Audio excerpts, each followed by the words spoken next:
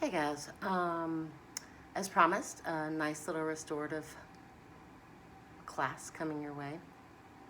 So the mini restorative class that I taught gave you guys some, basic information about how to create more space for the knees and how to set up your props, what other things you can use as props around the home.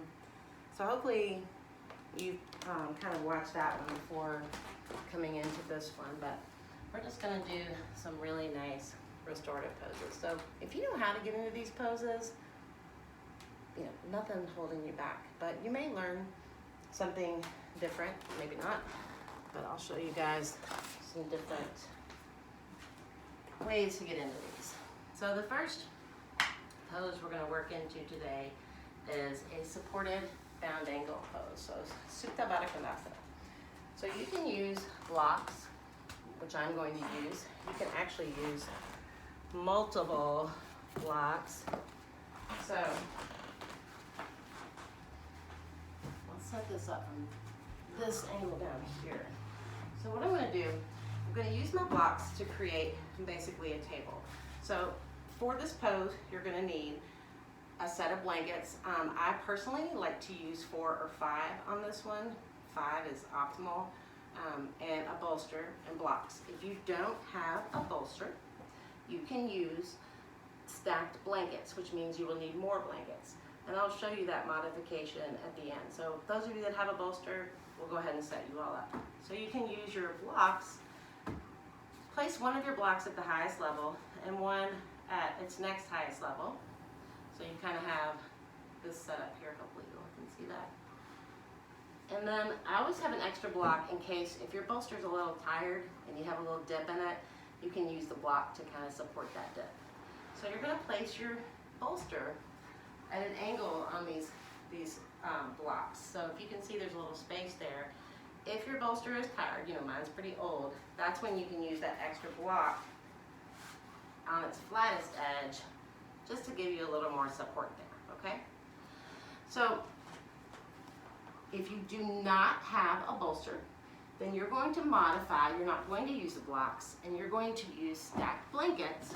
So in order to create a bolster, you take your blankets, which we already discussed how they should be folded. You would fold them over one time, fold another one over one time, and stack them, and making sure, of course, Princess and the Pea, remember that.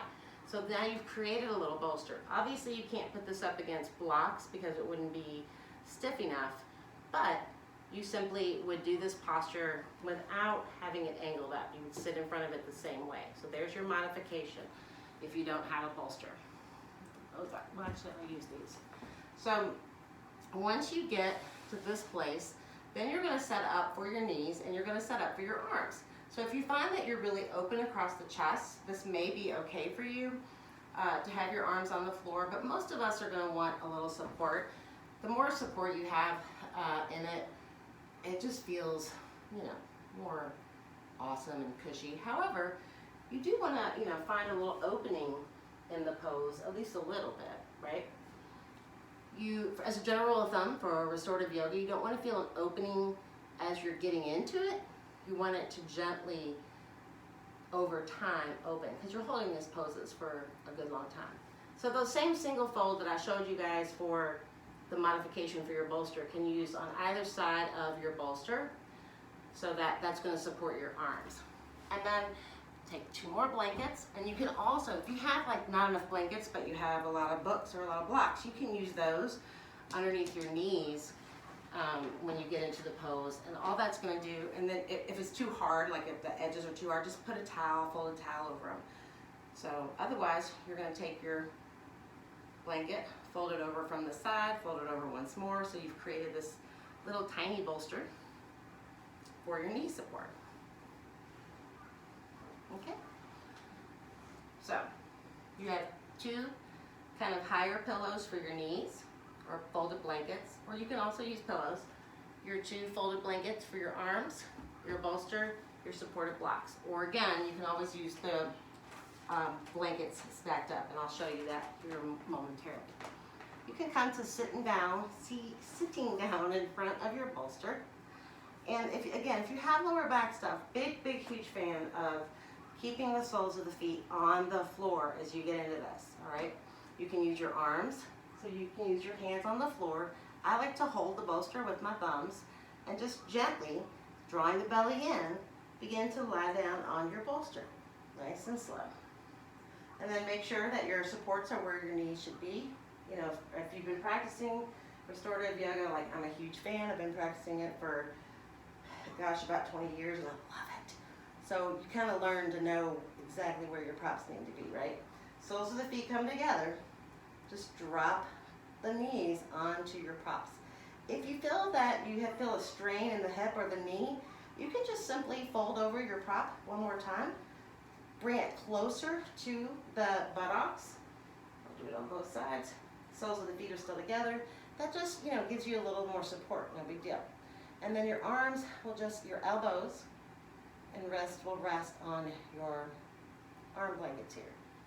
Now, if you feel that you have, you know, your chin is kind of lifting up toward the ceiling, then you can always use that. Remember I said you could use 5 blankets. You can use your 5th blanket as a wrap underneath, or a roll, I should say, underneath your neck.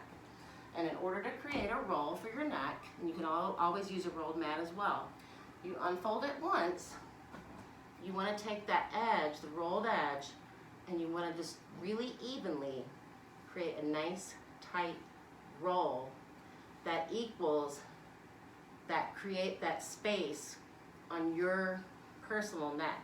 Now, if you want to get more of a throat opening, you can create a bigger roll for your neck, no big deal. But everybody is going to be different, so you kind of have to find your sweet spot with it. So, can I come into this?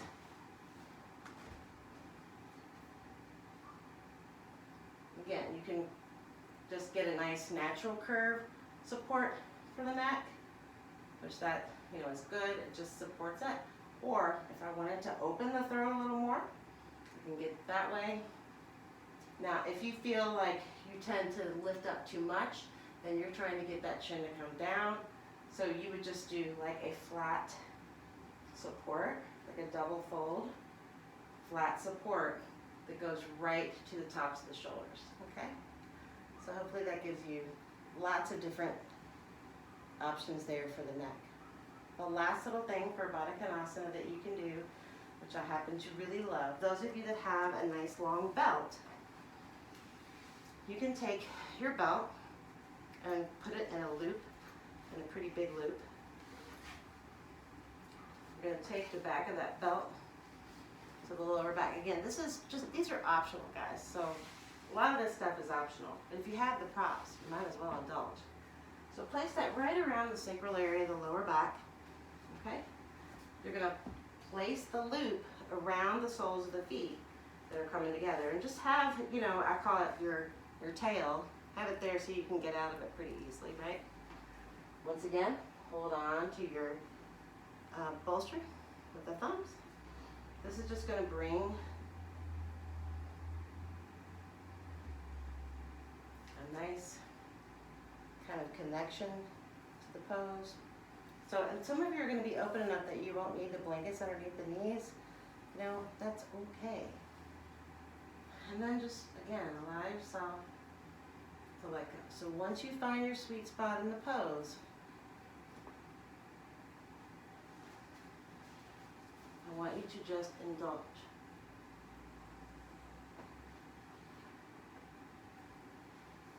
See if you can notice that connection between the soles of the feet.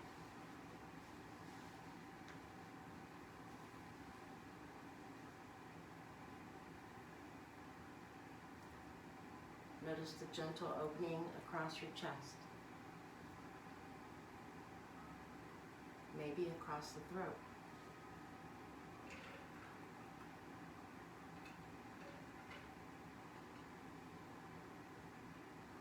Notice the inner thighs opening. And notice your whole body supported lovingly by the props. The effort should be completely minimal, if at all. This is an effortless surrender into your props, into the earth.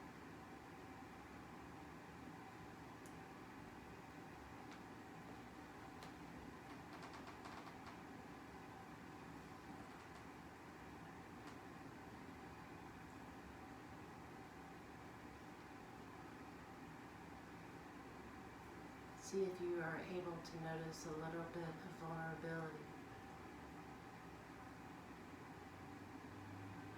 The solar plexus is open, the pelvis is open, the heart is open, the throat is open. All areas of the body that are typically pretty closed off. So allow them to just be with this newfound openness, this newfound spaciousness, allowing you to receive love,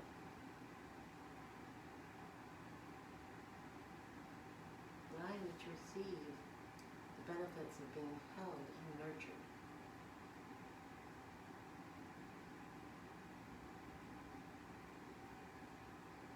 Just let go into that space. Completely let go.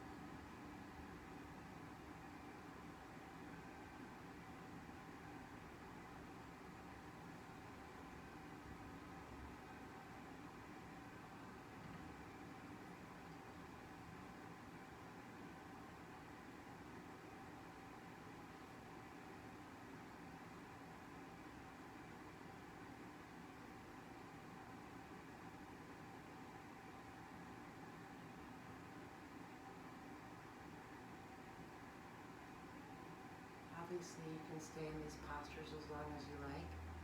I've had students completely tune me out and stay in one posture the whole class, and there is absolutely nothing wrong with that.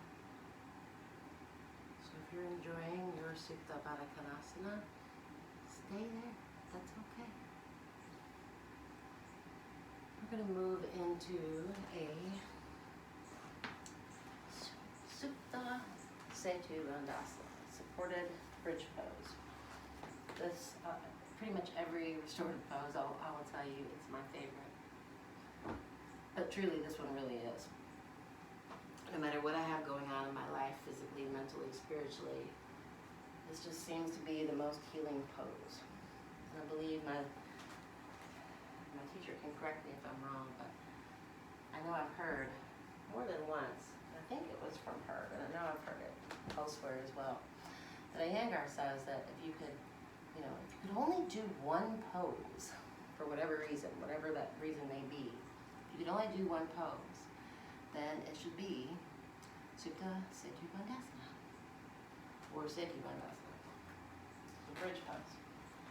So we're going to deconstruct our little situation we had here for Baddha Konasana, for those of you that are moving on again. The rest of you, hopefully you've put your video recorder close by you, so if you're not wanting to do this, just stop it and rest. You can always come back to these poses later. So you want to have your a stack of blankets, and you want to have your bolster. Again, remember, you don't have to use a specific bolster. You can stack your blankets. So we'll just pretend we didn't have a bolster this time, so show you all. So your blankets, again, you know how they should be folded from the last time. You're just going to fold them over one time, right? Take another one, fold it over one time, stack, okay? And then you're going to put them basically lengthwise on your mat. You're going to take two more. Actually, for the lower body, I personally don't like to fold them, but you can. So if you have two bolsters, you can use two bolsters end to end, or you can stack these like so. Personally, this is why I had a few extra here. I like to use my blankets flat like this with the width, but I also have enough blankets to use. So if you don't have enough, you may have to be folding them over. Hopefully that, what I just said made sense. I'm not sure if I used the right verbiage or whatever. So you can go as low as you want with this pose or as high as you want with this pose. So if you have a nice, really open thoracic spine, or you've been practicing yoga for a long time, or you have this really nice deep back bend, and this is going to be your upper mid back, like right underneath your shoulder blades, then you're going to want to go higher. But definitely start lower if you've never practiced this pose before, and you can just always add to it as you wish. So I'm going to move these out of the way, and I'm going to use my bolster to show you guys, because I feel like the bolster will be a better example because of the sharper edge for the shoulders. So if you're working with your mat, you want to make sure that you have enough space at the top of the mat, because your upper body from above your shoulder blades up is going to be on the floor. So make sure you have enough space there. Now, if you have a really tender skull, back of the head, you can always unfold, okay? Because then you're getting out of the back bend a little bit. And just place a blanket underneath your bolster, just with a little lip there. And keep in mind that the higher you go with this blanket, as I just mentioned, with the cushion, the less of that back bend you're going to be in. So you may have to, if you need a pad and you're really open and you want a deeper back bend, you may have to take your bolster area up a little bit. So to make the bolster area taller, you're simply going to use a blanket.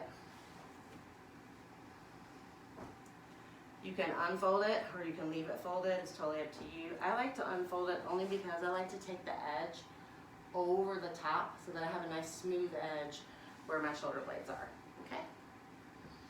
Another way you can do this if you don't have a bolster is you can use your blocks and put them in like a little 4 square, you know, on the floor, and stack a blanket on top of them.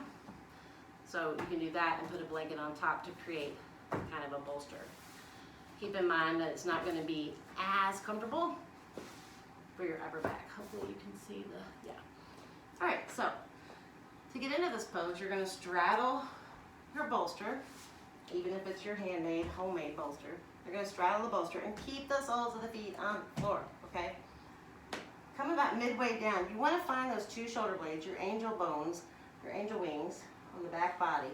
And you want to just gently, look at these, use your hands, keep the soles of the feet on the floor, keep the belly nice and engaged. You want to come down nice and slow to where you can get the shoulder blades right off the tip of the bolster. So right off the tip of the bolster. And then if you have a clip in your hair, get rid of it now because it won't feel good when you come down. I have a ponytail, so I should be okay.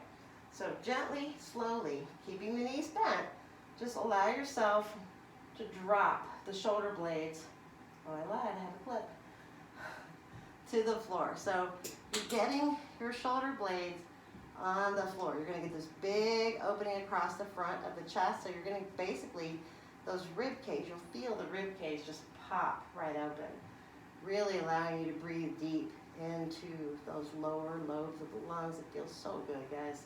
Getting all that tension in the upper back to go away. You can bring your arms out nice and wide. You can bring them into cactus position, or you can even bring them beside the body, whatever feels good to you.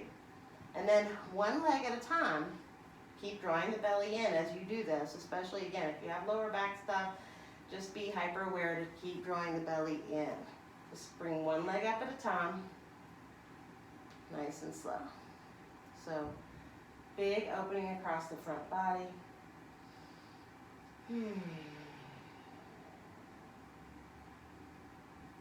get into a really supported back bend here.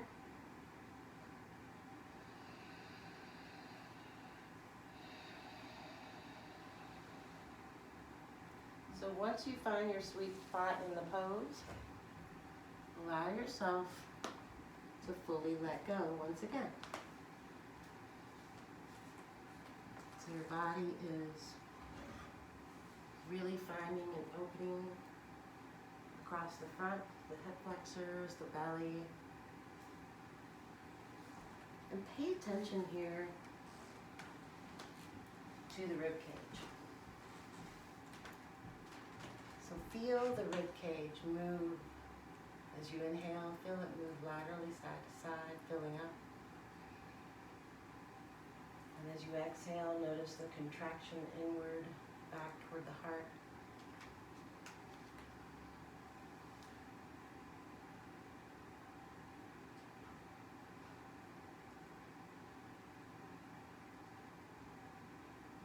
Again, continue to notice the breath moving through the rib cage, the expansion of the rib cage.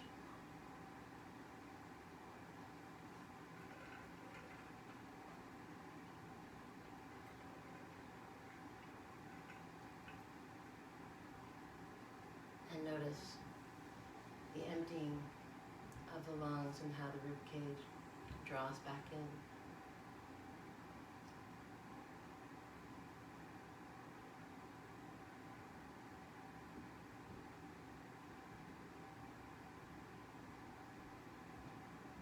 Notice the deep opening and expansion across your heart.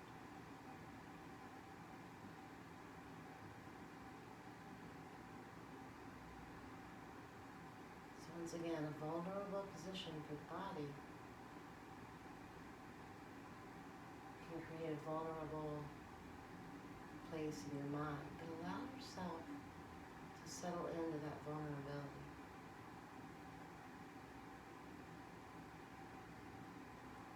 True courage takes vulnerability, so allow yourself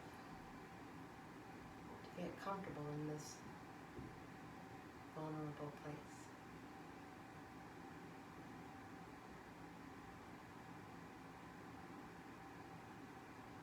Allow the muscles of speech to soften behind the ears.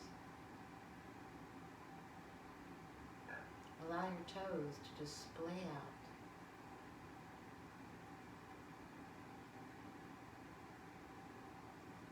Allow yourself to settle fully into this pose.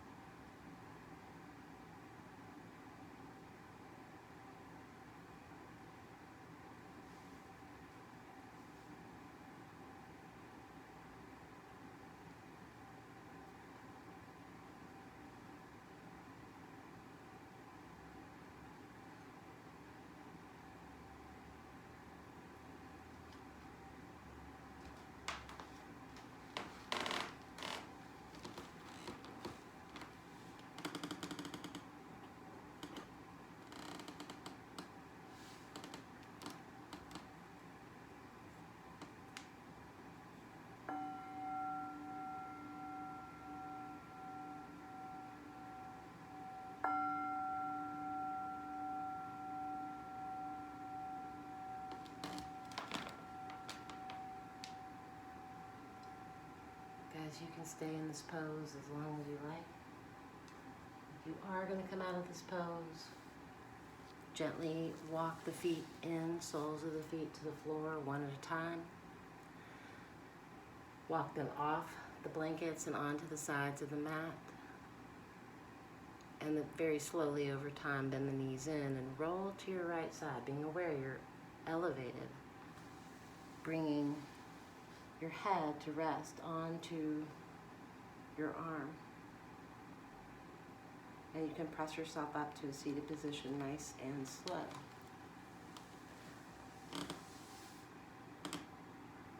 I'm going to end this class with those two postures, and I'm going to do an add-on. I'm getting a notification of low battery. So allow yourself to, you can stay in this pose. Again, if you're coming up and out, find, Shavasana. Allow yourself to let go, guys.